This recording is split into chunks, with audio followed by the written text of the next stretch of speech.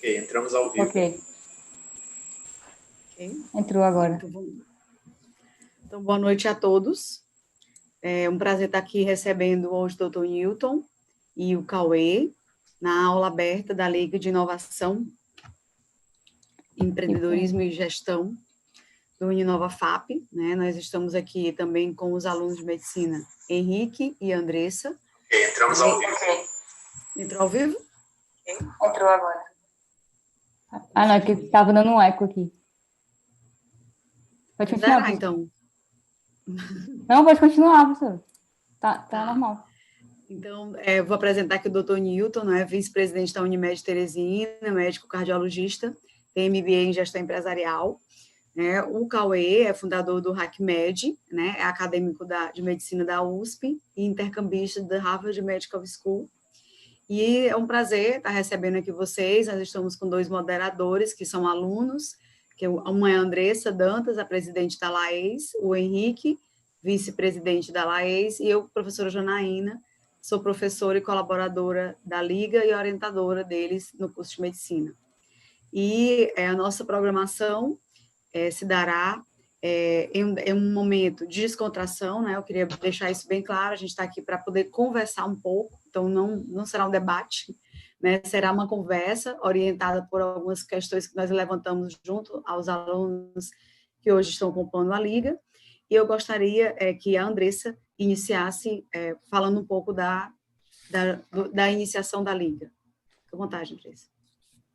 Eu queria primeiro agradecer aí ao Dr. Newton a presença e ao Cauê pela disponibilidade, né? Uma pessoa muito ocupada aí.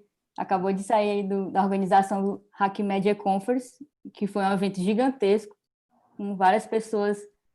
Acho que teve quantos, Cauê? Mais de não sei quantas mil pessoas. A gente teve, durante o evento, 8 mil visualizações, agora já está quase 10 mil no YouTube. Quase 10. Oi, Foi muita bastante gente assistindo. Foi bastante gente. E queria primeiro apresentar, né, a nossa proposta da Liga. A LAES, que é a Liga de Empreendedorismo e Inovação em Saúde, começou com a iniciativa da professora Janaína, que juntamente conosco, alunos de medicina do terceiro e do quinto período, a gente se juntou para trazer essa proposta aí, mas não só para a medicina, também para os outros cursos. Nossa Liga é multiprofissional, ela tem essa proposta de multidisciplinaridade. Acredito que seja importante hoje em dia, porque o profissional é chamado profissional T, ele tem que ter uma visão generalista e também de especialista. Acho que o mercado hoje ele está valorizando muito esse tipo de profissional, e acredito que a nossa liga vai desenvolver aí com os ligantes um papel diferencial para quem estiver nela, né? Então, vou começar aqui apresentando o Dr. Newton. Dr. Newton, Newton Nunes, vice-presidente da Unimed Teresina, é médico cardiologista, tem MBA também em gestão empresarial pela FGV, né, Dr. Newton. E o Cauê, ele é estudante de medicina da USP, 11º período, né, Cauê? Isso. Ele foi founder aí do HackMed, um evento bem conhecido, e também intercambista da Harvard Medical School. Se der tempo, depois fala aí um pouquinho do intercâmbio, né? Acho que esse é um assunto o pessoal tem muito interesse aí nesse parte de intercâmbio, ainda mais para Harvard, né? Claro, prazer. Então, gente, a intenção nossa, né, enquanto trazendo vocês dois para cá, trazer um pouco da realidade do que acontece e da necessidade de se tratar desse tema, né, tanto o empreendedorismo quanto a questão da inovação. E são duas referências para nós alunos, né, enquanto aprendentes da vida, né, o termo lifelong learning está sendo muito utilizado, porque a gente não para, e a vida ensina muita coisa para a gente. E na minha trajetória profissional, enquanto professora, eu sempre busquei desenvolver o perfil empreendedor nos meus alunos. E quando me deparei com o desafio de inserir a disciplina de empreendedorismo no curso de medicina, achei pertinente, visto que eu não conhecia médicos que estivessem conciliando o empreendedorismo com inovação e com a atividade médica. Conhecia muitos médicos empresários, mas que empreenderam por uma questão de necessidade. Então, voltaram das residências para a cidade, né, para a sua cidade de origem, e abriram suas clínicas. Mas muita gente se deparando com dificuldades de gerenciamento, de coragem de abrir novas clínicas e de expandir e de comprar inovação e de contratar instrumentos de inovação para dentro do seu negócio, ainda no início dessa minha pesquisa, né, assim, dessa minha atividade como profissional de administração, eu via muito isso.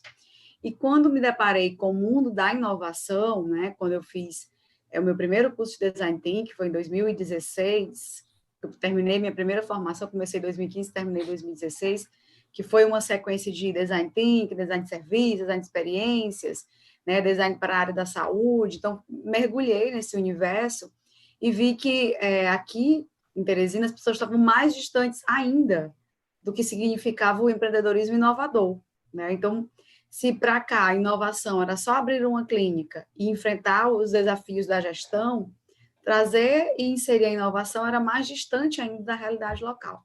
Então, na proposta de incluir isso como uma disciplina do curso, vi uma oportunidade de colocar os alunos para praticarem elementos de inovação, né? Até nós usamos o Design Thinking como trajetória de aprendizado. Então, eles identificam um problema, eles analisam que área da saúde, da medicina eles querem buscar esse aprofundamento desse problema, e a gente passa por todo o percurso do Design Thinking até eles gerarem uma solução inovadora e ir para uma banca. E isso, Cauê, dá nota, né? Eles têm que passar nessa disciplina. Então, o doutor Newton esteve conosco numa última banca, né, no semestre passado, e nessas bancas, né, já são 6, 7 períodos que a gente está cursando isso, surgem muitas ideias legais, obviamente que surgem coisas óbvias, né, mas que eu não posso tirar do aluno, ali naquele momento, a opção dele dizer, poxa, professor, eu que criei, eu não posso falar assim para ele, isso aí já tem, eu deixo ele, né, e aperfeiçoa, e a gente vai trabalhando isso, mas tirar o aluno da zona de conforto foi o grande objetivo dessa disciplina. E o surgimento dessa liga, para mim, é um resultado super plausível do que nós construímos na disciplina, né, que é tirar os alunos da zona de conforto, de estar fazendo uma disciplina após a outra e sair do curso sem construir nada. Então, você é uma pessoa que tem uma história para contar, né, que construiu o HackMed. O Dr. Newton tem uma trajetória em busca da inovação, também um médico que vem do ensino tradicional, mas que galgou essa transformação na área do empreendedorismo e na área da inovação. Então, ninguém melhor do que vocês dois para conversar um pouco com a gente sobre a importância de se estudar empreendedorismo e inovação dentro do curso de medicina. Então, eu queria que vocês falassem um pouco sobre essa importância, né, disso que a gente está fazendo aqui agora, mas também para a carreira do médico, né, para o desenvolvimento do acadêmico de medicina. Fique à vontade. Vou começar aqui. Primeiro, boa noite a todos. Para mim é um prazer estar aqui. Obrigado pelo convite. Parabéns à professora Janaína, parabéns aos alunos, a Andressa e ao Henrique, por criar uma liga como essa, acadêmica, para despertar nos nossos alunos, né, nos alunos aqui do Piauí.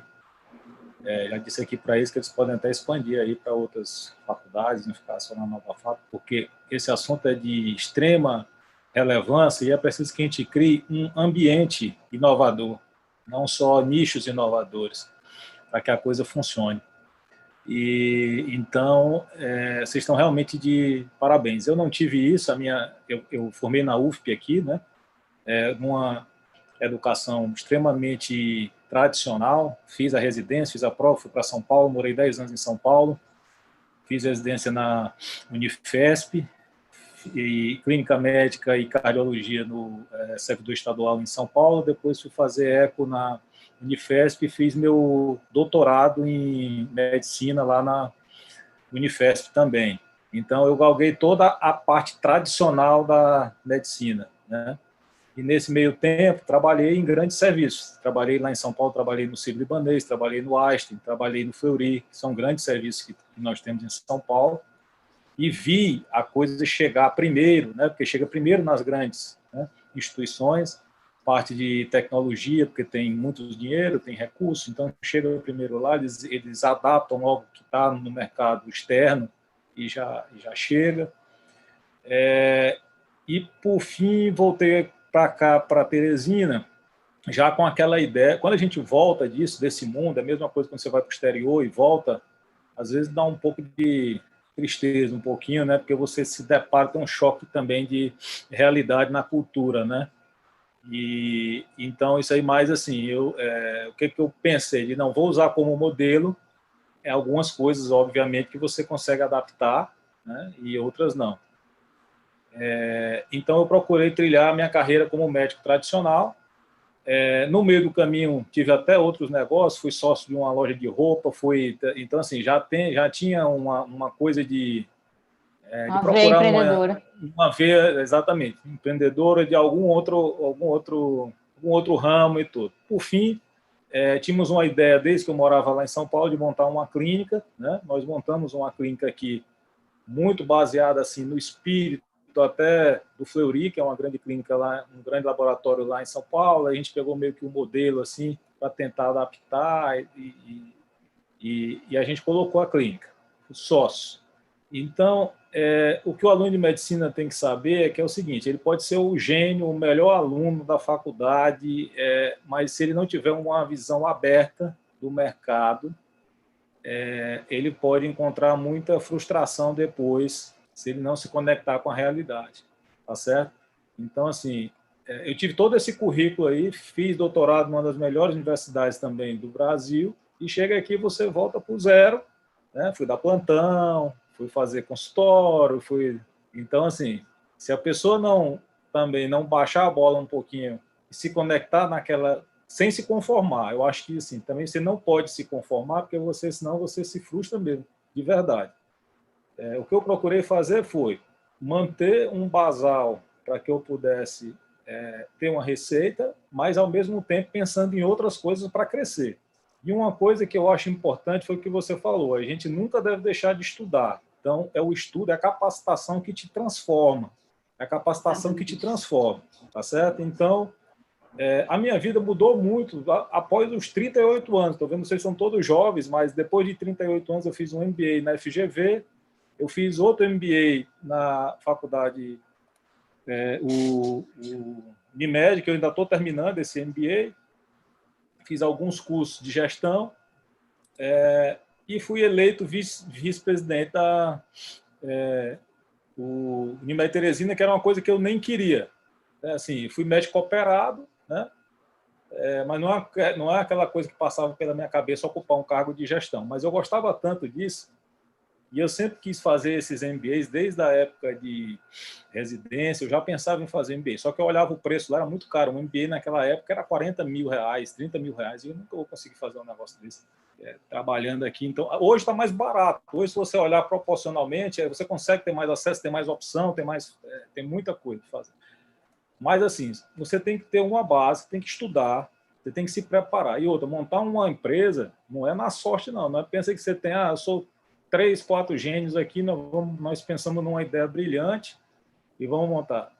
Quase tudo que se ganha dinheiro já está criado, tá? Então, assim, não pense que você vai ser o espertão da jogada e vai... Lógico, pode ter um lampejo de uma criatividade aí que você descobriu um nicho, enfim. Mas o que eu acho que é fundamental é o planejamento. A maioria dos negócios morre, né? 80% das empresas morrem em 5 anos. Isso é estatística antes da pandemia. Agora eu acho que pode até chegar mais. Pode ser que aumente um pouco, né? Isso, exato. Por quê? Pandemia, o pessoal entra numa recessão, acaba o dinheiro, né? E aí as empresas entram em crise. É uma coisa que ainda está esperando o que vai acontecer para frente. Então, enfim, como assim, uma dica número 1 é você planejar antes de montar um negócio. E planejar é planejar mesmo. Fazer um planejamento estratégico, colocar lá o que você vai precisar, a estimativa. Óbvio que ninguém sabe ao certo, mas eu quero montar uma clínica com 5 consultórios, com aparelhos tal, exame tal, quanto vai custar aquilo, em um ano, quanto eu estimo de faturamento, quantos funcionários eu vou ter, a minha folha vai custar tanto, e que eu vou esperar esse crescimento tal e qual é a estratégia que eu vou ter para conseguir a receita, tá, naquele período. A maioria das empresas, elas meio que nascem por acaso, às vezes por necessidade, sem planejamento nenhum, por isso que morrem. Tá? Então, muitas clínicas aí, na verdade, as pessoas colocam as clínicas, e aqui estão os médicos aqui, muito para ganhar o dinheiro como ele ganharia como médico empregado de qualquer outro.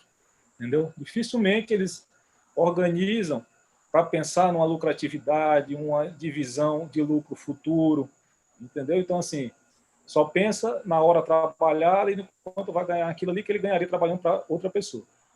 Então, a primeira coisa é planejamento. E, assim, eu até acredito mais numa pessoa sem dinheiro, mas com um plano, do que numa pessoa que tem o dinheiro para abrir o negócio e não tem um plano, porque aí ela pode quebrar lá na frente, certo? Então, assim, como primeira dica que eu ia dar essa, vou dar um espaço para o Cauê falar aí, que eu já falei muito. Imagina. Obrigado. Prazer, Newton, estar dividindo aí a mesa com você.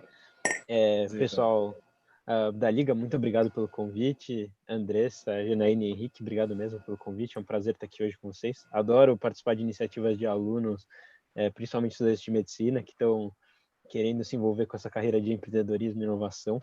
Eu defendo muito isso dentro da universidade e assim, é um prazer estar aqui hoje por conta disso. Então, bom, eu sou aluno da Faculdade de Medicina da USP, aqui de São Paulo. Eu estou atualmente no meu último ano, me formo agora em novembro, se tudo der certo, né? Se o mundo permitir. E eu não sei ainda que especialização eu vou seguir, mas eu tenho certeza de uma coisa, né? Que com certeza essa veia empreendedora e de inovação, para qualquer caminho que eu seguir, vai tá junto comigo. E, na verdade, isso também, como a Janaína falou, né, que acho que você disse em 2015 você começou a trabalhar com isso, eu conheci essa palavra empreendedorismo em 2016.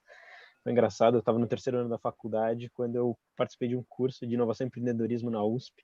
Era um curso aberto para qualquer aluno da Universidade de São Paulo e desde daquele dia eu comecei a estudar isso mais por conta própria, me aprofundar mais no assunto.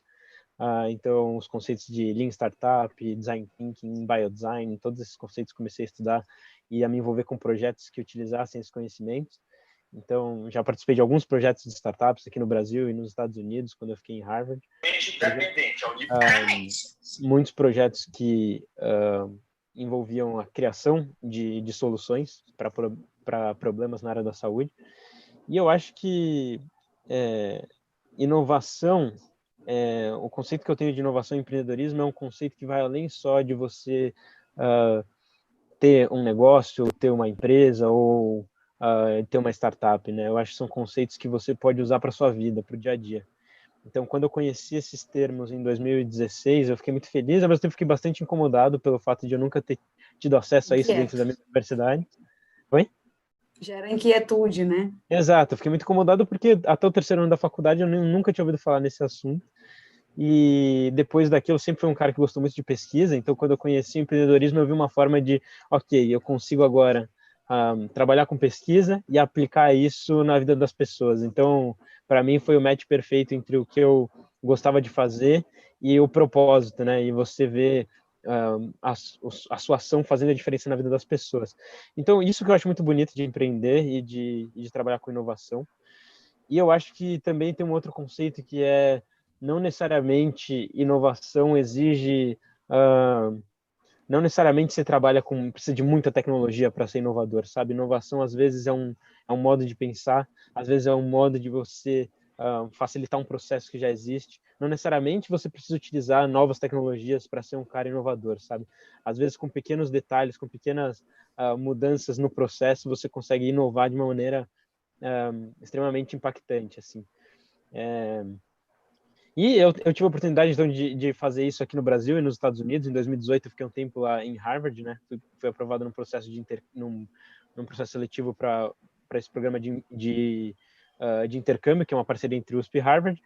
E quando eu fui para lá, eu procurei, assim, cara, o que existe de iniciativa, inovação, empreendedorismo para alunos de medicina que querem trabalhar com isso no futuro. E eu me envolvi com vários projetos, e em um deles eu conheci um professor do MIT, que me apresentou o projeto do MIT Hacking Medicine, que é exatamente isso. Eles são um grupo de estudantes e profissionais do MIT e de Harvard, da comunidade ali de Boston, que quer acelerar e democratizar o processo de inovação. Esse é o objetivo do grupo.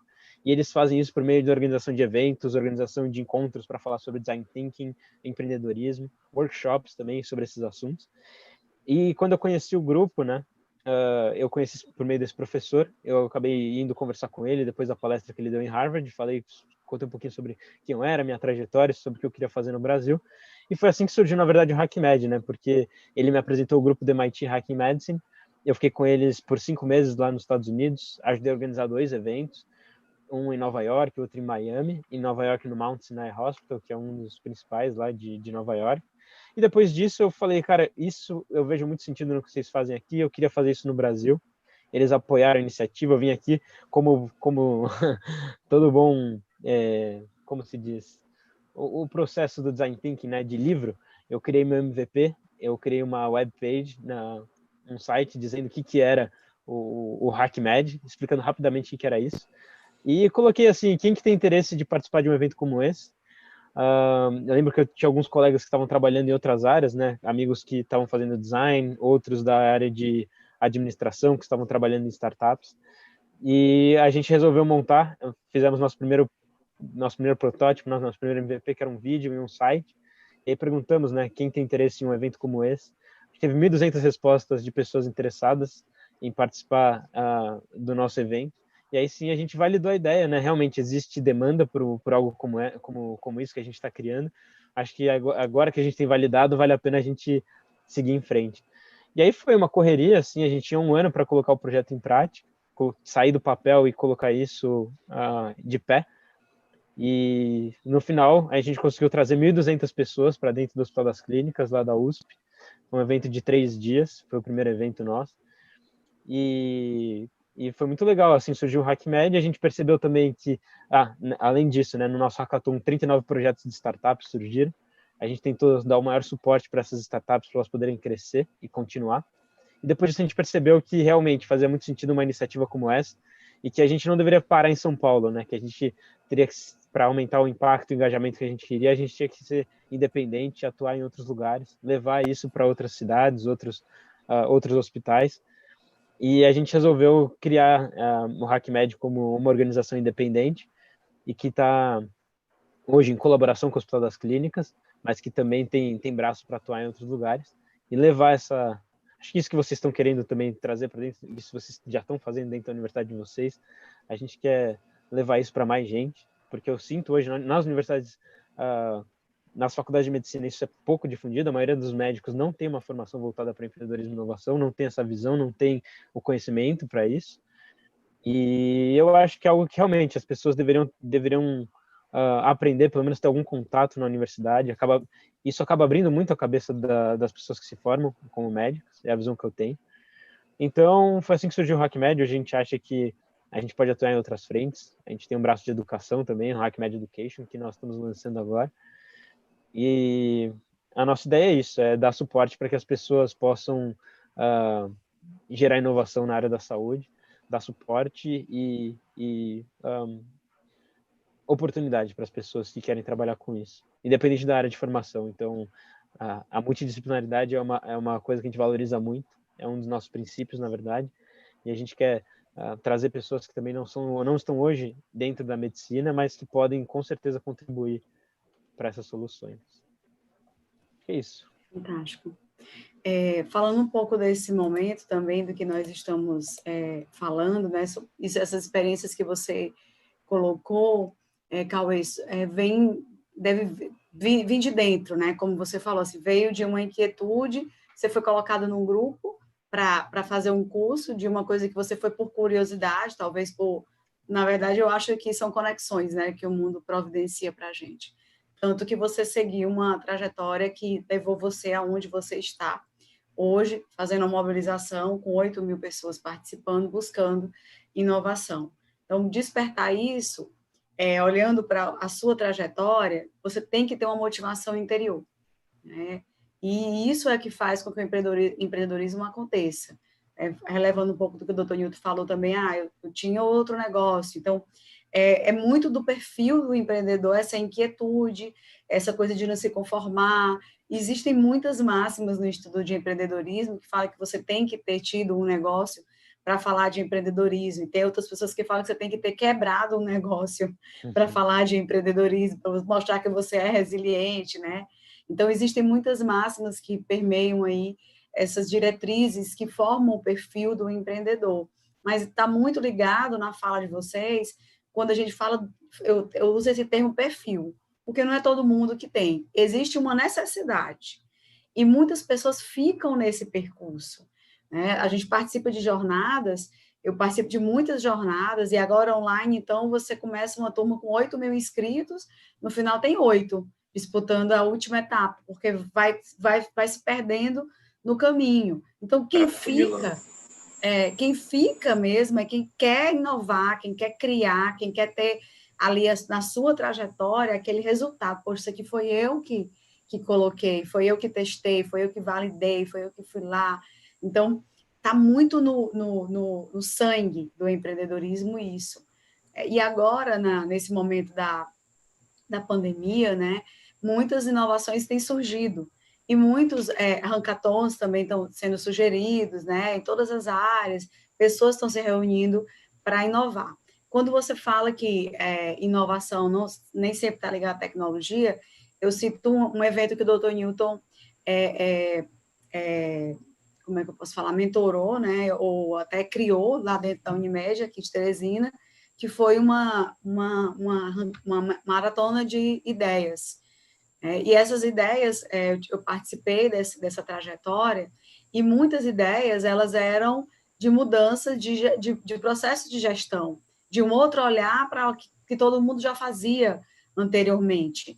Nem todas as ideias que foram sugeridas foram ideias ligadas à mudança de um sistema, ao uso de uma tecnologia. E isso também é inovação.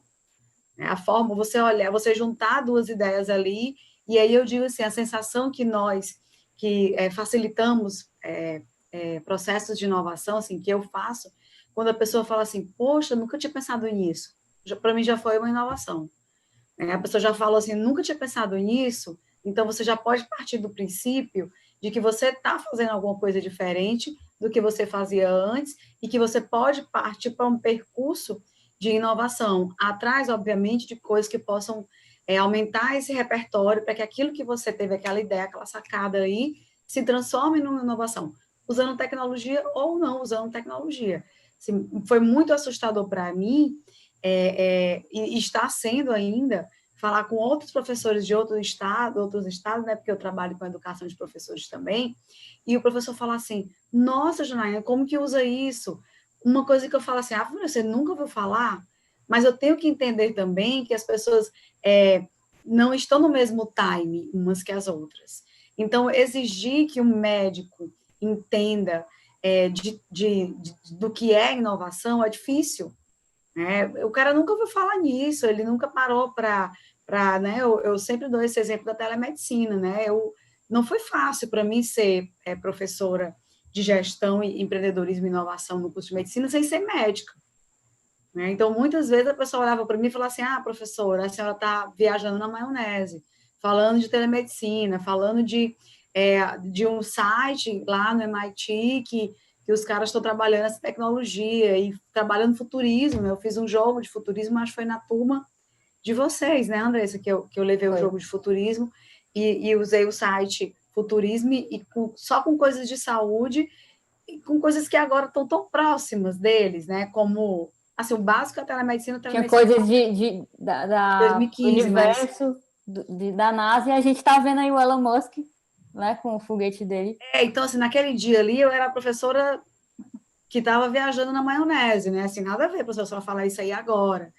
Né? E agora, com a pandemia, e é isso que eu gostaria de que vocês conversassem, essa necessidade de buscar inovação está sendo muito mais real. Então, assim, poxa, por que eu agora me esqueci o nome, Face Shields, né?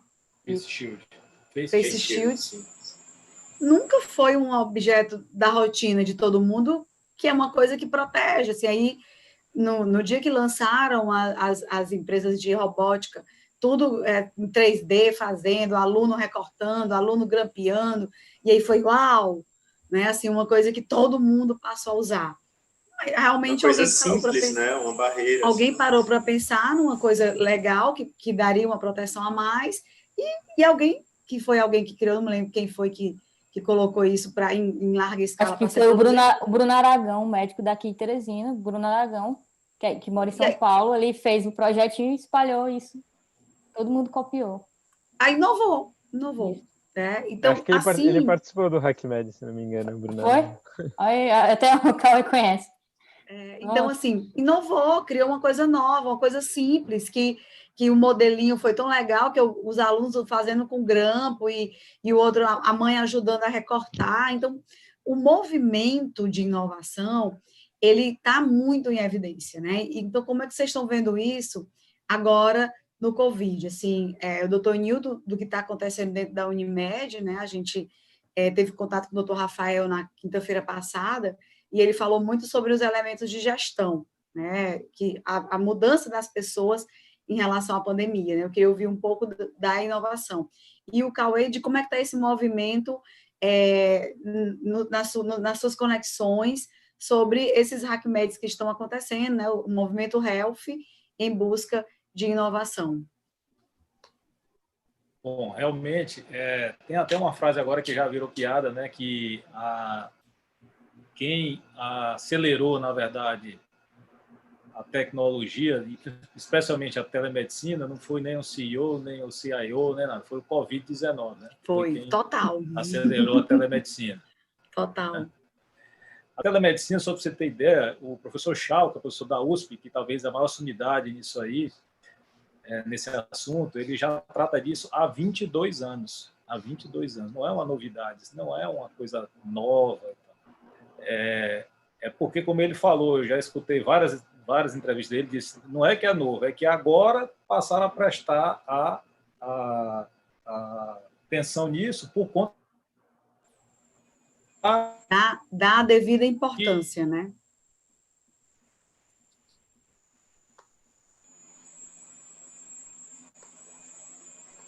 Congelou. Isso, aí pela necessidade, né, hoje agora teve que se acelerar, né? Essa pandemia, ela é assim, toda crise precisa de uma criatividade para sair dela, né?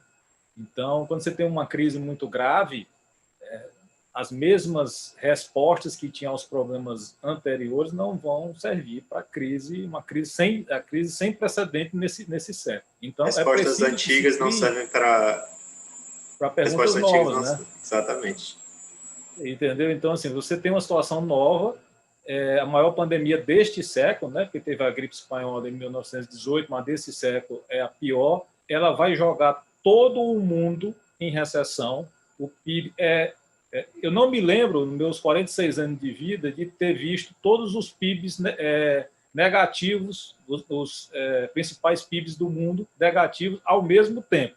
Você pode ter uma crise aqui na América do Sul, pode ter uma crise lá na Europa, mas todos os PIBs, quer dizer, é uma coisa que contaminou o mundo todo. Então, é uma crise muito séria. Então, para isso, tem que ter uma criatividade para sair dela. E na medicina, medicina é uma área fantástica, né? Na verdade, assim, a gente se estimula com isso, porque você tem várias possibilidades, você tem várias criações, você tem a biotecnologia, tem a genética, tem imagem, tem um mundo de coisas novas que você pode avançar e criar para dar respostas a uma coisa como essa, a uma situação dessa. Você tem vacina, tem tratamento. Então, imagina que o mundo todo pesquisando uma doença e colaborando com os dados, que é o que nós estamos vendo hoje. Nós estudamos trabalhos da China, estudamos trabalhos da Itália, da Espanha, intercâmbio. Graças a Deus, hoje nós temos essa possibilidade de videoconferência. Então, todos os médicos do mundo estão trabalhando, botando as suas mentes para resolver um problema. Então, esse é um momento único de unir criatividade.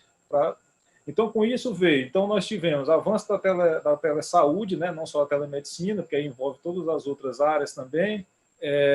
Nós tivemos robôs de telepresença para atuar nas áreas que estão isoladas com pacientes COVID. Então, vai aquele robozinho lá que o médico fica controlando a distância para pesquisar, para perguntar para o cliente. Eu vi uma solução de wearables, né, que você tem pelo celular, você olha para o celular e tem a sua saturação de O2, que substitui aquele oxímetro, né? Então, veja que fantástico, né? Então, isso tudo avançou em poucos meses. A gente estava tentando implantar a telemedicina lá na Unimed, já estava com esse projeto há um ano, e implantamos agora em 30 dias, até 40 dias, conseguimos implantar. Implantamos essa semana, começou já a funcionar, que é fantástico, não tem o que ser contra nem falar. Uma coisa que é mais uma possibilidade da medicina de levar acesso a quem está isolado, a quem está em locais remotos, onde você pode levar medicina de qualidade, pessoas com boa formação, para aquelas pessoas. Isso, vocês que ainda estão estudantes, vocês vão ver que isso vai passar por uma guerra tremenda na nossa classe, né? O próprio conselho nosso foi contra, e tem uma razão também, que é a questão da regulação, que também não pode ser solto, porque você está tratando de dados de saúde, são dados sensíveis, tem toda uma questão de segurança envolvida. Tá? Então, assim, também realmente tem que ter uma regulação, mas não pode travar. Ninguém segura a ciência, ninguém segura o desenvolvimento. Você pode... isso é história. Vocês vê a história, todo mundo que foi contra um determinado desenvolvimento ficou para trás. Você tem que ir com ele junto. Você não pode ficar batendo o pé, achando que aquilo não vai pegar, que não vai dar certo, enfim. Então, nós tivemos esses avanços, ainda tem muito para acontecer na medicina. Você tem os dispositivos vestíveis, né, wearables, que vai dar muita informação, isso vai ser uma chuva de dados, o próprio gerenciamento de dados, você usar um relógio, ele vai dar informação de frequência cardíaca, como já dá hoje de eletro, vai vestir uma camisa que vai dar até pressão arterial, enfim, tem uma série de possibilidades aí para frente, que isso tudo vão ser formados os dados, vai estar numa nuvem, você vai acessar de algum lugar, para gerenciar os dados, porque não basta ter só dado. O dado por si só não faz nada, né? O dado ele vai gerar uma informação, e com a informação que faz sentido, a gente faz o gerenciamento daquela situação. Então, o avanço pela Covid, ela fez com que a tecnologia, como toda guerra, né? Diz que toda guerra avança a tecnologia, né? Até a música diz.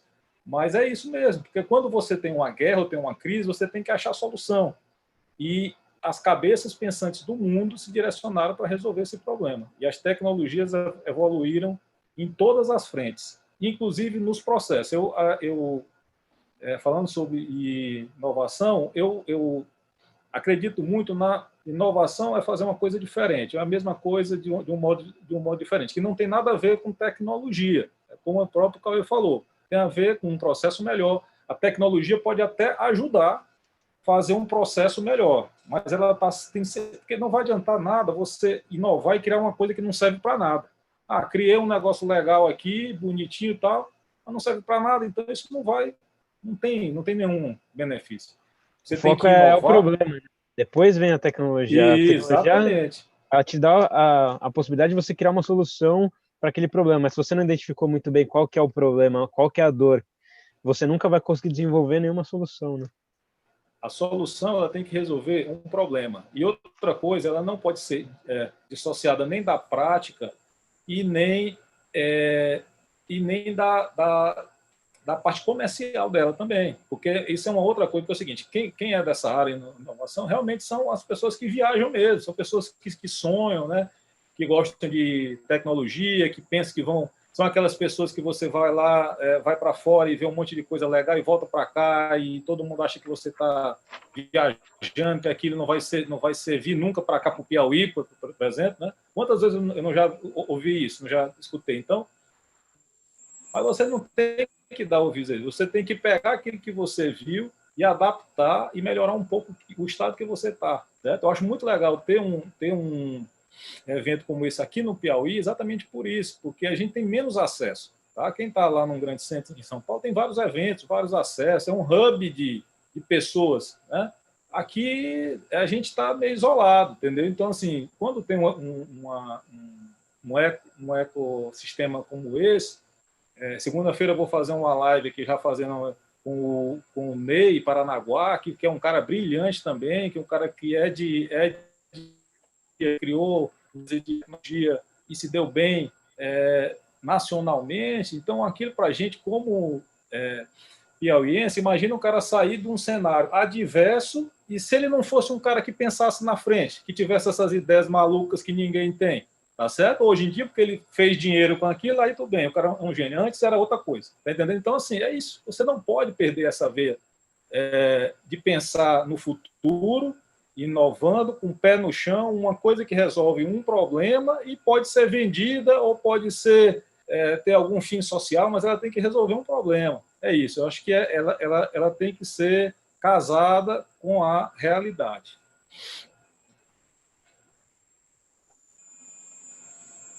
Aí o Cauê. Acho que tá mudo hoje, né? O Ney Newton, o Ney Paranaguá, ele vende software para fora, hoje em dia, né? É um gênio, o cara ele hoje está em outro patamar já. Tá, exatamente.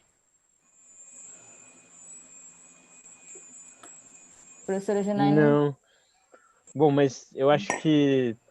Eu até anotei aqui uns pontos da fala do Newton, acho que foi vários pontos, na verdade. Vou até elencar algumas coisas para complementar algumas ideias aqui, acho que foi bastante coisa. Eu acho que, primeiro, do que o Newton falou de focar no problema, tem uma outra questão, né? Que é uma frase que eu ouvi uma vez e eu concordo plenamente, né? Que nem toda boa ideia gera um bom negócio. E, cara, isso para mim é muito claro. Eu tenho até um exemplo prático disso. Quando eu estava no terceiro ano da faculdade, eu fiz esse curso de inovação e empreendedorismo. Na época, foi um momento bem tenso na universidade. Eu estava no terceiro ano e vários alunos passaram por problemas de saúde mental. 4 alunos tentaram se matar naquela época. E eu lembro que eu estava no meio do curso de inovação e empreendedorismo e falei, cara, o que eu estou aprendendo aqui deve servir para alguma coisa. E eu decidi trabalhar com esses alunos que estavam desmotivados com o curso de medicina, alunos que por algum motivo, assim, passaram por um processo seletivo extremamente difícil, né, que é passar na Universidade de São Paulo, uma das mais concorridas do Brasil, que tinham um nível altíssimo em termos de, sei lá, técnico, né, de conhecimento, talvez para realizar provas, esse tipo de coisa, e dentro da universidade não estavam conseguindo render. Então, alunos que estavam desmotivados com o curso, que eram alunos que, tradicionalmente, dentro das escolas, talvez fossem os alunos que tivessem as melhores notas das escolas, e dentro da universidade não conseguiam mais render, não estavam motivados, muitos deles acabaram tentando o suicídio. E eu falei, cara, eu preciso entender o que está acontecendo, eu vou usar o curso de inovação para isso. Então, o meu projeto no curso de inovação foi exatamente isso, estudar os alunos que estavam desmotivados com o curso. Na época, a gente usava duas teorias, né? Design Thinking e Lean Startup, eram os 2 livros que Startup Enxuta, e o Design Thinking eram os livros que guiavam o nosso curso. E aí eu fiz todo o processo, passo a passo, existe um processo de inovação, né? Não, essa ideia de que o cara precisa ter uma ideia brilhante assim do nada, eu acho que não existe. É um processo, as pessoas vão aprendendo ao longo do tempo, é muito na tentativa e erro. Para você acertar, você precisa ter errado muito. Então, assim, eu aprendi... O erro, Cauê, é considerado hoje em dia, a pessoa vê como algo negativo, mas... Exato, não, isso, falando na faculdade de medicina, principalmente, a gente vê muito erro como algo negativo, né? Claro que você precisa dosar muito bem o erro, saber administrar o erro, ele tem que ser um erro controlável, mas é com o erro que você aprende, né? Enfim, eu aprendi essa metodologia, apliquei, e eu criei o programa de mentoria de carreira na minha universidade, né? Que era um programa que eu achava que fazia muito sentido, mentoria. Não existia dentro da faculdade, eu estudei bastante sobre isso, comecei a estudar educação médica, comecei a estudar o que é ser um bom mentor, fiz um curso de mentoring, e aí criei o programa de mentoria. E teve, na época, 150 alunos na minha faculdade interessados em participar do curso. Eu fiz a mesma coisa, criei meu MVP, lancei um site com um vídeo meu explicando o que era esse programa, e 150 alunos se candidataram. Eu fui atrás de parcerias, né? Fiz parcerias com a Associação dos Antigos Alunos, dos professores eméritos da universidade, e consegui 20 mentores para ajudar esses alunos. No final, eu tive um piloto com 20 alunos e 20 mentores, e acompanhei eles por um ano enquanto estava no projeto de intercâmbio. Assim que eu voltei, eu percebi que eu não tinha construído um modelo sustentável do meu negócio, digamos assim, não era um negócio, mas era um serviço que estava sendo prestado na universidade, e obviamente ele morreu. Então era uma ideia que, ao meu ver, era boa, era uma ideia que tinha muita gente que queria, mas que, como eu não consegui construir um modelo sustentável, assim que eu deixei de oferecer minha energia para isso, ele acabou morrendo. Então eu não tive a visão de, cara, como que eu vou construir isso a longo prazo, né? Quem vai tocar isso depois que eu sair? Então foi um evento que para mim representou muito isso. Nem toda boa ideia gera um bom negócio, que teve muito a ver com a fala do Nil. E um outro ponto que eu queria tocar, né, sobre assim, você querer barrar a inovação, cara, nunca é a solução. E eu tenho um exemplo muito claro, que é o exemplo da Kodak, por exemplo. Acho que todo mundo vai lembrar, né, de câmeras analógicas, que, cara, acho que até é um exemplo batido, mas eu sempre gosto de ressaltar porque era isso. Quando eles tiveram a oportunidade de criar uma máquina digital, a empresa foi contra, justamente porque isso ia acabar com o modelo que eles já tinham construído de máquina analógica, né? O que aconteceu? Alguém criou a máquina digital e hoje eles não existem mais, entendeu? Então, assim, barrar o processo de inovação é simplesmente assim. Tudo bem, você não quer inovar, alguém vai inovar e vai passar na sua frente, não tem como. Hoje em dia não tem como, porque é tão rápido isso. Tem vários estudos mostrando 80% das empresas que vão impactar o mercado nos próximos anos nem existem ainda. Então, assim, cara, é tão rápido esse processo de inovação, se você não está o tempo inteiro aprendendo e se transformando e se adaptando, você fica para trás. Ou uma outra frase, eu tô falando várias frases aqui, né? Mas são ensinamentos que eu fui aprendendo ao longo dos anos e que para mim faz muito sentido. Que até uma das CEOs que eu chamei para o evento do HackMedia, ela sempre fala isso, né? CEO da SAP, que é uma das empresas de tecnologia hoje. Mais importante do que você saber como que vai ser o futuro, é você ter a capacidade de se adaptar ao futuro, né? E quanto mais rápido for essa sua resposta às mudanças que vem vindo, porque é impossível prever o que vai acontecer, mas quanto mais rápido você for capaz de se adaptar ao que está vindo, menor a chance de você desaparecer nesse processo, né? Então, acho que são todos os pontos que o Newton falou e que eu acho extremamente relevante e que realmente é para as universidades, para os sistemas de ensino, para as empresas que estão hoje no Brasil, para as organizações que hoje estão liderando a medicina, eu diria assim, pensar, né? Pensar, será que a gente está fazendo certo? Será que não precisamos rever um pouco como a gente ensina nossos alunos, rever um pouco como a gente avalia, como seleciona os alunos e também como a gente está conduzindo a medicina hoje? Essa questão da medicina, da telemedicina, para mim é muito clara. Por que a gente esperou chegar uma pandemia para permitir que isso acontecesse? Não existia tecnologia antes, não era um problema antes, era um problema, a gente tinha tecnologia, a gente tinha pessoas capacitadas para fazer isso acontecer, mas infelizmente é um mercado, não um mercado, né, mas uma forma de pensar tão tradicional que às vezes é difícil. Você, infelizmente, precisa que essas crises aconteçam para a gente realmente avançar. Migrar, né? Só migrar para o próximo passo, né? Que assim, o tradicionalismo ele é muito ligado ao como será no futuro, né? Então, eu não vou testar isso aqui porque eu vivo numa zona de conforto que me dá essa receita, e eu não vou mudar porque eu não sei qual é a receita que isso vai me dar. Então, a pessoa já fica amarrada ali e está muito ligada a essa coisa mercantilista de tudo que a gente faz, né? Assim, a resistência de passar para o próximo cenário, né? Que eu até não estou utilizando esse negócio do novo normal, né? Eu não acho que a gente tem que falar do novo normal, até porque não vai ser normal, né? Eu tenho falado muito sobre isso, vou falar sobre o novo. Então, eu tenho colocado muito a fala de que essas competências que são necessárias que sejam desenvolvidas agora, como a solução de problemas complexos, pensamento crítico, que a gente chama de soft skills, né, as mais evidentes agora, a adaptabilidade, a antifragilidade, que é essa aceitação do erro, a resiliência sempre foi característica do brasileiro, mas isso está muito mais evidente agora, porque é necessário que a mudança aconteça. E então, quando você aprende isso na universidade, Janaína? Não me fala. Quando que a gente aprende isso? A gente não aprende. A gente não aprende, você aprende na raça hoje em dia. Você aprende na raça, né? Assim, eu fiquei falando aqui, Andressa, eu até sorri quando ele falou da mentoria de carreira. A mentoria, sim. Será que ele não foi meu aluno, gente, esse menino? Porque a gente tem esse programa de mentoria de carreira aqui. Só que como a gente enfrentou um problema, e aí vem de novo o tradicionalismo, de criar um vínculo empregatício com o mentor e o mentorado, os nossos programas são de 24 horas só.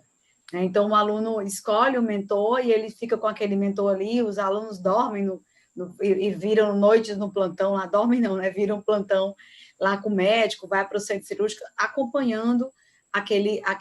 E a gente tem isso em todos os... É um dia, né? A gente tem isso em todos os cursos aqui.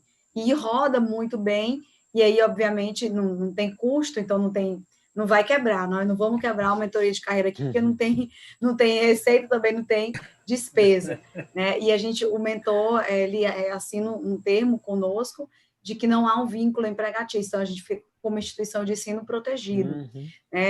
E ainda há pouco, falando sobre essas soft skills, essas coisas, eu perguntei para o Henrique, porque eu estou em 2 ligas, e as 2 são na área de inovação e gestão e empreendedorismo, e aí eu falei assim, vem cá, as ligas têm valores? E aí o Henrique, não, professor, mas deveria, porque vocês estão trabalhando competências socioemocionais. E aí ele falou, professora, missão e visão. Eu falei, missão é o objetivo da liga, não precisa criar e nem construir nada. Agora, valores tem que ser trabalhado, tem que ser construído. E a hora de vocês... Isso é interessante, que a gente está vendo agora essa visão de liga acadêmica, não só como acadêmico, né? Não só essa visão tradicional, mas começar a enxergar a liga acadêmica como uma mini empresa. Então, começar a trabalhar essa parte de missão e visão da liga, de empreender dentro das ligas, independente de ser uma liga de empreendedorismo, mas empreender dentro das ligas de todas as áreas, para poder crescer e trazer novas soluções para novos problemas, porque, afinal, as pessoas que se dispõem a entrar numa liga, elas estão dispostas a estudar mais a fundo aquele assunto. Então, elas são extremamente capacitadas para identificar os problemas dentro daquele assunto. Né? Então, empreendedorismo tem tudo a ver não só com a Liga de Empreendedorismo e Inovação, mas com todas as ligas acadêmicas, no modelo atual que a gente vive. E aí eu acho que dentro desse desenvolvimento, dessa competência necessária para isso, existem as competências socioemocionais e o que a gente está trabalhando aqui também, que são as soft skills. Não adianta você ir para o mercado, como o doutor Newton falou, só sendo médico. Cadê as outras competências que você precisa ter desenvolvido? Então, assim, eu estou bem feliz de ouvir isso, porque eu cuido dos meus meninos trabalhando as soft skills deles, assim. Então, por exemplo, já implantar, eu falei, amanhã tem reunião com o reitor, eu falei, amanhã eu já vou falar que toda liga tem lá, que tem na parede lá os seus valores. Porque como que eu vou desenvolver a questão humana deles, né? De trabalhar valores como a questão da amabilidade do médico, a questão do ser humano do médico, a verdade, a honestidade, se eu não estou colocando isso dentro da rotina dele, né? Dentro da universidade. Eu preciso que isso seja ali um momento onde eu possa mostrar para um médico que essa coisa da não aderência à mudança foi um problema que ele teve, um erro na formação dele. Né? Foi ali uma aula, professora Janaína, que você não assistiu, foi uma disciplina que você pulou, uma palestra que você não foi assistir, mas você errou, você tem que mudar. Você tem que aceitar a telemedicina, você tem que aceitar porque, poxa, olha que legal, assim, eu vou falar de uma coisa que vocês não é da área de vocês, para fazer vocês, e eu faço isso toda hora, pensar fora da caixa. Eu vi na TV aqui em Teresina, um diretor de uma penitenciária, né, por conta da pandemia, estava fazendo atendimentos, visitas, né, da família para os presos via o Zoom. Então, o preso entrava ali na sala uma salinha, sozinho com o policial, acessava o Zoom e tinha ali 1 hora de visita. Né? E aí o preso falou, sabe o quê? Ele falou assim, olha, eu tive a oportunidade de ver a minha avó, de ver a minha família inteira, que eu não via há muito tempo. Aí precisou a pandemia chegar para a gente poder possibilitar isso para alguém que estava no momento de reclusão. E aí, poxa, aí eu parei para pensar, né, eu uso muito essa frase, né, parei para pensar, por que na UTI não faz isso? Não, eu ia só te colocar, Ana, desculpe te interromper, mas a gente está fazendo isso na nossa UTI, né, menina? A gente tem um tablet dentro da UTI. Para aí o que eu aqueles tô... pacientes que estão conscientes, a gente proporciona essa visita da família através do TAP.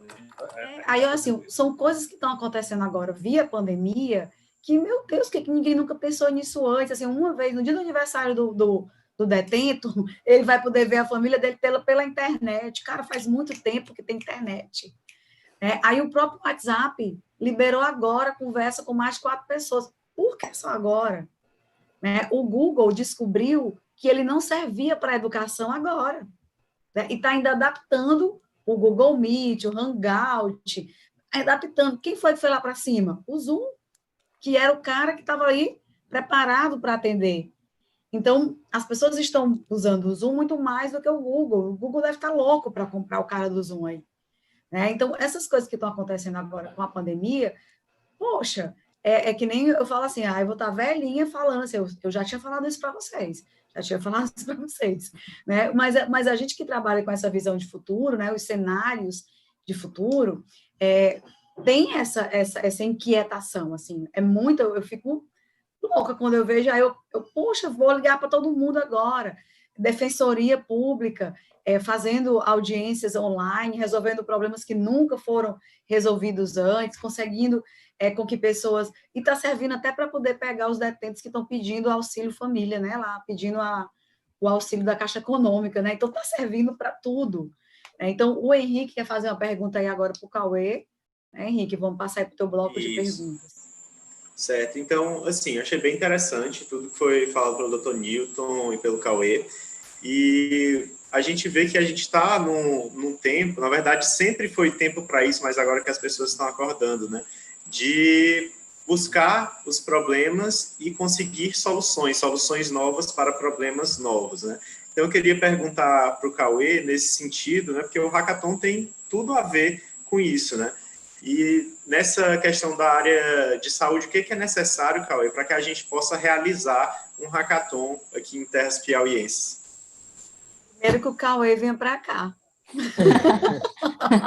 Boa ideia, hein, Cauê? Tá convidado. Então, aí. a gente é engraçado porque o convite.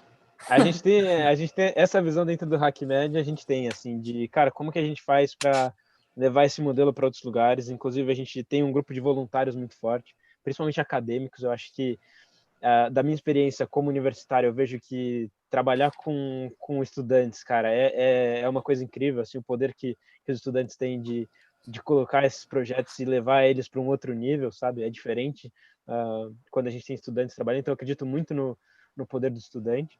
E com certeza a gente tem essa visão de, cara, trabalhar com uma forma de tornar isso também acessível para outros lugares que hoje não tem esse conceito, sabe? Eu precisei ir até os Estados Unidos para aprender isso, sendo que aqui no Brasil a gente tem pessoas que têm capacidade, tem pessoas que podem fazer isso nos seus respectivos ecossistemas, e a gente tem também os problemas, a gente está cheio de problemas no Brasil, está cheio de pessoas capacitadas para resolver, e o que a gente quer construir, ajudar a construir é o ecossistema, né? Que eu acho que é o que faz falta, fazia falta dentro da minha universidade, é o que a gente está tentando mudar aos poucos, e eu acho que faz falta no Brasil de uma maneira geral.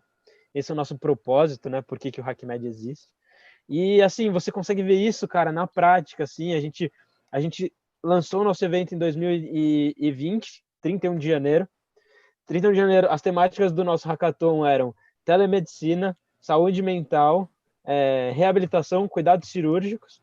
E assim, 3 meses depois estoura a pandemia. E olha que engraçado. As pessoas que estavam no hackathon hoje estão desenvolvendo soluções para os problemas que a gente encontra na pandemia. Então você falou do Bruno, né? Que estava no nosso HackMed, ele também ele é formado na USP, né? Se for o mesmo Bruno que eu estou pensando que é. Seria, Bruno Aragão, médico radiologista. Pois é, Bruno Aragão, que trabalha com impressão 3D de órgãos. Exato, e ele se juntou com o pessoal, se não me engano, até de Rio Branco, eu acho que o pessoal de Rio Branco conheceu ele, não sei, ou ficou inspirado pela iniciativa dele, e começaram a produzir EPI lá também. E assim, uma galera que se conheceu no nosso evento, começou a fazer isso fora, as conexões foram geradas no nosso evento, começaram a propiciar esse tipo de coisa. Se você pega dentro do Hospital das Clínicas hoje, que nesse área de telemedicina, hoje a Lilian, que é uma das fundadoras do HackMed comigo, ela coordena toda a parte de telemedicina no atendimento do paciente oncológico que chega no HC. Então, para diminuir o risco de contágio da Covid, a gente tem hoje um sistema de telemedicina que está sendo instalado por uma das startups que apareceu no nosso evento. Então, eles hoje estão dentro das suas clínicas, junto com a Lilian, que é uma das fundadoras do HackMed, por conta disso que a gente criou. Do mesmo jeito que hoje a gente desenvolveu todo o projeto de pesquisa do HC com voluntários, são estudantes, num sistema que eu acabei montando junto com outro colega. Eu trabalho com ciência de dados, né? Adoro trabalhar com inteligência artificial, essas coisas, tudo já faz um tempo isso. E assim, quando estourou a pandemia, o pronto-socorro do HC estava um caos, assim, ninguém sabia como fazer para tirar informação dos pacientes, chegava muito paciente, a gente não tinha coleta de dados, então a gente montou um time de voluntários. Eu fui falar com o diretor da faculdade se não tinham alunos que a gente poderia usar para trabalhar na pesquisa. A gente montou um sistema dentro do HC, que hoje todo paciente que chega lá é atendido por um aluno de 5º ou 6º ano, e ele preenche um formulário que a gente criou num aplicativo que dá para baixar no celular. Ele é tipo um RedCap, só que ele é portátil, dá para baixar no seu celular, você usa, chama TeamScope, que a gente instalou no celular de todo mundo. E a gente conseguiu coletar informação de mais de 2.000 pacientes. A gente já está publicando vários projetos por conta desses atendimentos. E assim, cara, é simplesmente uma questão de você mudar a forma de enxergar as coisas, sabe? Onde tem um problema, tem a possibilidade de você criar e construir uma solução, entendeu? Então, são coisas que a gente vai mudando aos poucos dentro da universidade. Eu tenho certeza que muitos dos alunos hoje na USP pensam diferente por conta do que a gente está mostrando, que é possível pensar diferente, sabe? E é assim que você vai construindo o ecossistema, sabe? Por meio de bons exemplos, por meio de iniciativas que tragam esse aprendizado para as pessoas, eu acho. Muito legal. A gente está com esse projeto de tentar trazer para cá isso também, para despertar esse lado empreendedor nos nossos alunos, de todas as áreas da saúde, na verdade, e também da medicina, né? Incluindo medicina, que geralmente é o estudo mais tradicional e que a gente tem um pouco mais de resistência para estar mudando isso, né? A minha pergunta agora vai para o Dr. Newton, que a gente nesse período de pandemia também, na verdade não período de pandemia, mas já vem, eu acho que há uns 2, 3 anos que a gente vem nessa modernização da medicina, nessa humanização da medicina, e a gente tem muito esse desenvolvimento de soft skills, né, cada vez mais valorizado. E aí eu queria saber como é que está para o lado do profissional, né? Como é que os profissionais estão vendo essas soft skills? Isso está sendo valorizado hoje no mercado na hora de contratar um estagiário, um acadêmico ou mesmo um médico? Isso tem sido melhor visto? Em que grau ele está sendo visto, essas soft skills, qualidades socioemocionais? Olha, Henrique, isso é muito boa pergunta essa, porque é o seguinte, nós médicos temos uma visão muito tradicional de dizer, não, se eu me capacitar bem tecnicamente, vou fazer meu doutorado sei lá, na USP, em Harvard, na França, sei lá o quê, quando eu voltar eu vou ter emprego em qualquer lugar. Mas na prática, na realidade, eu vou te falar uma coisa, as soft skills elas são mais importantes, e eu lhe digo tranquilamente, tenho 22 anos de carreira médica, são mais importantes do que até a tua formação técnica. Sabe por quê? Porque a formação técnica ela se renova, ainda mais na medicina, ela se renova aceleradamente. São publicados milhares de trabalhos diariamente. Então, assim, você pode ter feito a sua formação aonde for, que você pode ser batido facilmente, rapidamente. Agora, uma soft skill, você não desenvolve de um dia para o outro. E eu digo, quando eu falo de soft skill, eu falo de relacionamento, eu falo de empatia, eu falo de expressão verbal, eu falo de negociação, eu falo de tantas outras coisas que a gente... Eu fiz um curso à parte de negociação, de expressão verbal lá em São Paulo, quando eu morava lá, caríssimo por sinal, mas achei que valeu muito a pena. Que mais? Tecnologias, fiz vários cursos à parte, que é uma coisa que eu gosto. Eu fiz um site em 1996, só para vocês terem ideia, no GeoCities, que vocês são tão novos que vocês não devem nem saber o que é isso. Mas era um lugar que a gente mandava uns arquivos via FTTP, e eles ficavam lá, não tinha nada, só tinha foto e uns arquivos de áudio MIDI, que a gente mandava para lá e ficava lá. Fiz isso, eu era estudante da UFP, numa época que se cobrava aqui para fazer um site, qualquer site besta, o Estado pagava uma fortuna porque era novidade, né? Então, assim, Aquele já era da minha natureza de gostar dessas coisas e tal, enfim. Então, eu procurei à parte muitas outras coisas que eu acho que podia ser ensinado na faculdade. Outra coisa, finanças, é outra coisa que o médico, muito médico hoje está indo por esse caminho, estudando finanças, achar que vai ganhar dinheiro fácil e tal, que também não é verdade. Se você é médico, se você é empreendedor, bota uma empresa, você vai receber a remuneração pelo que você produz. Você pode amplificar isso com uma boa gestão financeira, estudando finanças e tal. Mas você não vai ser melhor do que um cara que só estuda finanças a vida toda, que passa o dia inteiro na frente do computador. Você não vai bater esse cara, não adianta, entendeu? Assim, você pode ter uma performance boa, é bom que se estude, é um conhecimento também, outra coisa muito legal, porque tem gráfico, tem um monte de coisa, que médico também precisa saber. Porque quando você vai conversar com o médico, e eu digo isso agora como gestor, quando a gente vai apresentar para os nossos cooperados, são mais de 1.000 médicos, quando você vai apresentar um balanço de uma empresa, que é a empresa deles, que eles são donos, sócios, você vê a dificuldade em coisas triviais, básicas, de entendimento. Então, esse é um conhecimento que o médico tem que ter.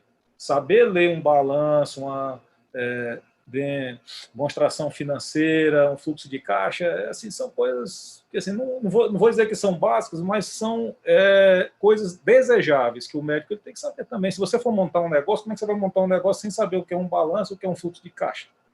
Entendeu? Então, você tem que estudar. Esse que eu falo, não é nada sem você se preparar antes. Você tem que se preparar, e a hora não é daqui, é agora, quando vocês estão aí, nesse momento, dá para você pegar um tempinho ali, sei que é pesado o curso, né? Mas pega um pouquinho, estuda meia horinha ali, vê um vídeo, é fácil. Entendeu? Hoje, vocês têm uma oportunidade que eu não tive na minha época. Não tinha.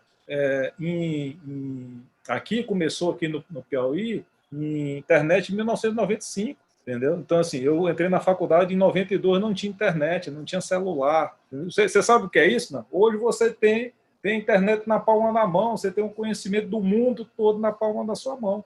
Então, só não aprende quem não quiser, quem não tem interesse. Tá? E, assim, só voltando na questão da faculdade, inovação, eu acho que falta, no Brasil, diferentemente lá dos Estados Unidos, é que já há um imbricamento entre a indústria e a comunidade acadêmica. Dentro da faculdade, se for para Stanford, como eu fui lá, até conheci o Robson, viu, Cauê? Estive com o Robson lá em Stanford, o Capasso, conversando com ele lá, um bom cara genial, né, também. E aí você vê outra mentalidade, a questão de mentalidade. A faculdade, ela já prepara, dentro da faculdade, as pessoas já pensam em criar negócios dentro da faculdade. Inovam, mas já criando um negócio. Não é uma coisa prática.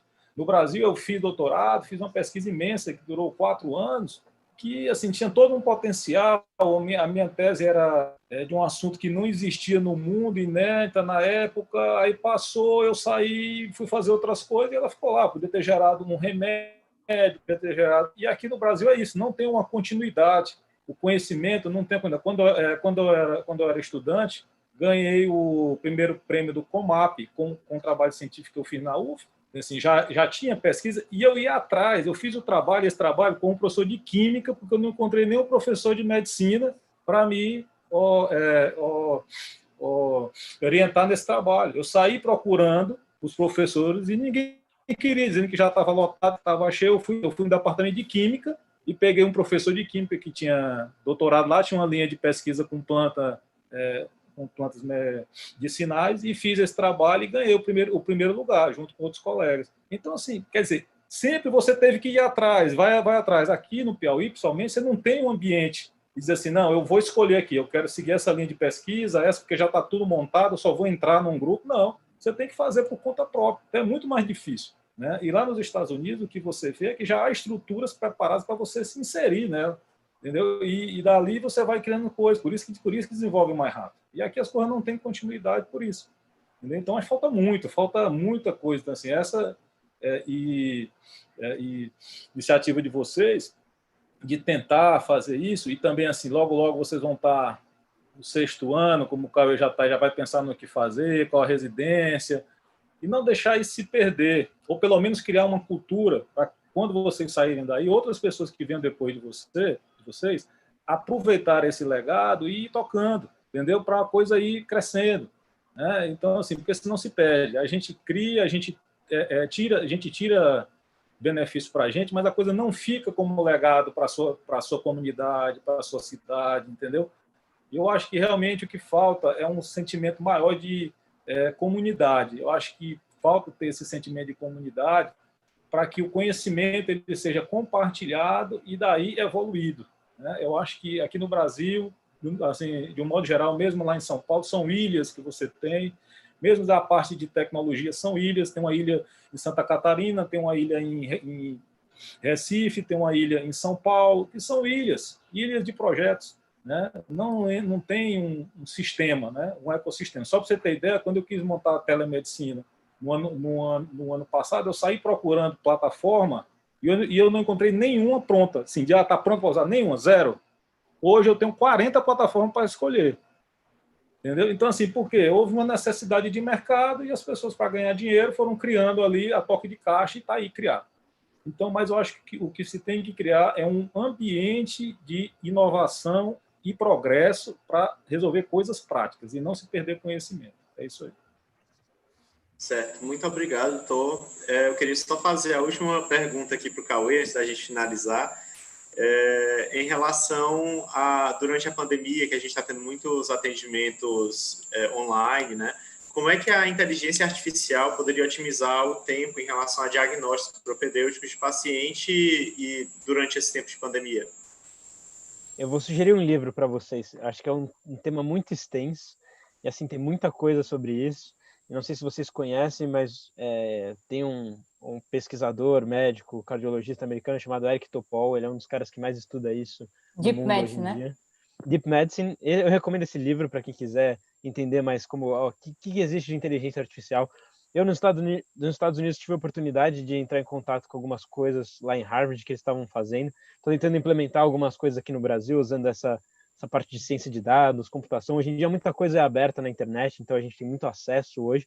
É possível fazer muita coisa. A gente tem vários problemas relacionados à segurança de dados e também até a parte de estruturação dos dados, né? Os dados hoje aqui, na maioria, desculpa, na maioria dos sistemas, na maioria dos serviços, eles são muito precários, né? A forma como eles são armazenados, a estruturação dos dados, é difícil de você tirar informação. Mas eu acho que a inteligência artificial, no final das contas, vem para facilitar o nosso trabalho humano, né? Pegar a parte que é mais, não precisa tanto, é que nem a Janaína falou, né? De resolução de problemas complexos, só o ser humano consegue fazer. Tudo que for trabalho que não exija tanta complexidade, né? Trabalho que seja repetitivo, esse trabalho braçal, a máquina pode fazer, sabe? Essa parte de trabalhar com um grande volume de dados, tentar encontrar relação entre eles, na base de tentativa e erro, tudo que for na base de tentativa e erro, a máquina com certeza consegue fazer de maneira muito rápida. E assim, vários estudos comprovam, né? A máquina sozinho é muito mais eficiente do que o homem, mas os dois juntos é a solução perfeita. Então, assim, para quem eu vejo que assim, para quem tá hoje se formando como médico e tudo mais, eu recomendo pelo menos entender um pouquinho o que é isso, o que é ciência de dados, o que é bioestatística, o que é inteligência artificial, porque se nem todo mundo vai trabalhar com isso, eu acho, mas de alguma forma ou de outra vai tocar em algum aspecto da sua formação, em alguma forma da sua atuação como médico daqui para frente, mexer com dados e saber entender um pouquinho o que é isso, acho que vai ser importante para qualquer médico. Então, acho que a inteligência artificial realmente vem para ajudar o médico, não vem para substituir o médico, mas com certeza aquele médico que está mais preparado, que sabe um pouco mais, que entende como usa isso, vai estar um passo à frente. Então, assim, eu acho que é importante, é claro, não vai precisar ser um programador, nenhum médico precisa saber codar sei lá, um sistema complexo, não precisa, mas é preciso, pelo menos, saber conversar com pessoas que sabem fazer isso, porque isso é que vai trazer a possibilidade de você criar soluções. Como a Andressa falou, né, o profissional T, é você ser um profissional, é o livro do Tim Brown, do Design Thinking, você tem que ser um cara que sabe muito bem dialogar com pessoas de outra área, ter um conhecimento técnico muito grande dentro da sua expertise, né? Mas saber conversar com alguém da área de engenharia, alguém da área de ciência da computação, alguém da área de design, de negócios, saber flutuar nesses temas, eu acho que é importante. A inteligência artificial acho que vem como para você saber utilizar a inteligência artificial, você tem que ter essa característica, eu acho. Então, é assim que eu enxergo hoje. Perfeito. Só fazer um Muito comentário obrigado. aí. Eu até anotei aqui o nome dos livros. É só fazer um comentário a respeito do que o Cauê falou. O Eric Topol é um cardiologista dos mais famosos do mundo, na verdade. Ele já era famoso como um cardiologista mesmo clínico. E agora, com a parte de tecnologia, é fantástico. O que eu vi já sobre isso em inteligência artificial em exames de imagem, no momento que nós temos é o seguinte, ela está muito boa para dizer o que é o normal, né, vamos dizer assim. Por quê? Porque ele compara, lá em Stanford mesmo, eu vi uma aplicação para tomografia de tórax, então o cara compara, a máquina compara com um banco de dados de 2.000 tomografias, e assim, equivale a um curso de residência e mais um pouco, né? Você ter visto esse tanto de imagem, e aí ela faz a comparação e consegue dizer o que é normal do que não é normal. Basicamente isso. Tem outras pesquisas com fundo de olho, com lesão dermatológica, principalmente em suspeita de câncer de pele, né? Já tem várias aplicações com isso. E, assim, na verdade, a gente ainda não tem aquela inteligência hoje aplicada, né? Inteligência artificial aplicada, que tome a decisão pelo médico. E eu nem sei se vai chegar nesse ponto, ou então talvez a gente não esteja aqui, porque ela vai te dizer as ferramentas, lá vai tirar o normal, vai dar aqui os alterados, mas no fim quem vai ter que correr o risco, né? Até por questão legal, você não vai deixar isso tão cedo na responsabilidade de uma máquina fazer isso. Então, o médico, ele vai... Porque, assim, o médico que não... É porque, para a gente que lida com esse meio, é tão natural isso que a gente não se incomoda, né? Mas o médico, ele tem o medo de perder o emprego, né? E o radiologista é um dos que tem mais medo atualmente, né? Porque essas imagens de tomografia, de ressonância, elas têm padrões que a máquina vai comparar e vai dizer o que é errado e o que está certo. Mas, pelo menos até o momento, sempre vai precisar a visão do médico de bater o martelo e dizer que aquilo ali tem uma alteração, certo? Porque a máquina ela ainda não está pronta para esse momento. E a inteligência ela vai ser, assim, muita gente confunde hoje o analytics, né? Os algoritmos de analytics, que é basicamente vai tomando decisão se é isso, vai para cá, se é isso, vai para cá, que é uma outra coisa, da inteligência que aprende, né? Porque, na verdade, ela tem que aprender com o erro. Então, ela é comparada com um grupo controle, né, de referência, que vai laudar, exemplo, para laudo, né, o que a máquina laudou, e aí vai fazer a comparação de concordância com um grupo especialista. E dali para frente vai ver o quanto ela evolui com os novos diagnósticos. Esse é o que a gente está procurando. Isso aí ainda não tem muito disponível no mercado. Entendeu? Esse é o ideal, de fato. Tonilton, eu vou interromper o senhor, desculpa, porque a gente já está passando um pouco do horário aqui. Eu fui ver agora o horário, nem estava percebendo, estava tão boa aqui a conversa. Vou passar a voz aqui para a doutora Janaína, para que ela possa fazer os devidos agradecimentos. Eu queria agradecer muito aos dois por terem feito essa live com a gente, fantástica, e com certeza engrandeceu muito a todos que assistiram. Professora Janaína. A gente está bem feliz e assim, a gente tem duas coisas para falar no final, além de agradecer. Eu já sou daquelas que sai convidando, né? Eu tinha proposto para os meninos, né, para a gente dar oportunidade também para os alunos que estão fazendo o segundo período esse ano, que a disciplina vai mudar de período, e eles não tiveram oportunidade de estudar Design Thinking, né? E nem todos os alunos que estão se candidatando à Liga não tiveram oportunidade de estudar Design Thinking. Então, a gente vai lançar um curso, né, pela Liga. Eu já tinha conversado, o Dr. Newton tinha me provocado para falar sobre isso também, e aí eu já convido ele para participar desse curso. Eu já aprendi a fazer Design Thinking online, já testei ferramentas e eu já estou aqui hábil para fazer, mas se for no presencial, melhor ainda, porque eu gosto, né, de colar post-it, cortar e jogar fora. Todo mundo sabe, a Maria Post-it. Então, mas se for para rolar online, vai rolar também.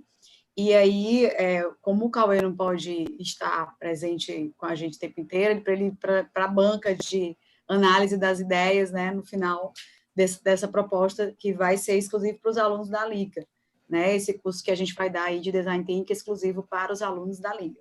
Tá? Então, há um convite aí para que os dois participem conosco.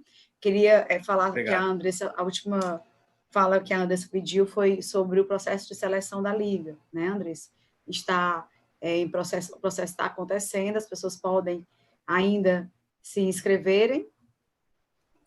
Não só de medicina, mas de todas as áreas da saúde. De todas as áreas, eu acho que como a proposta é multidisciplinar, a gente pode abrir, já está aberto desde o início, a nossa ideia é criar essa interdisciplinaridade, né, e essa soluções com multi-opções de aplicação e de construção de uma inovação baseada, né, nessa multiplicidade de conhecimentos. Então, a gente está bem feliz, a gente se coloca à disposição de vocês também para contribuir em outras demandas e outras necessidades. Eu já, até na quinta-feira passada, falei para o doutor Rafael que a gente podia, a Diane e a Michelle já tinham me provocado para fazer algumas coisas com os funcionários, né, da Unimed online.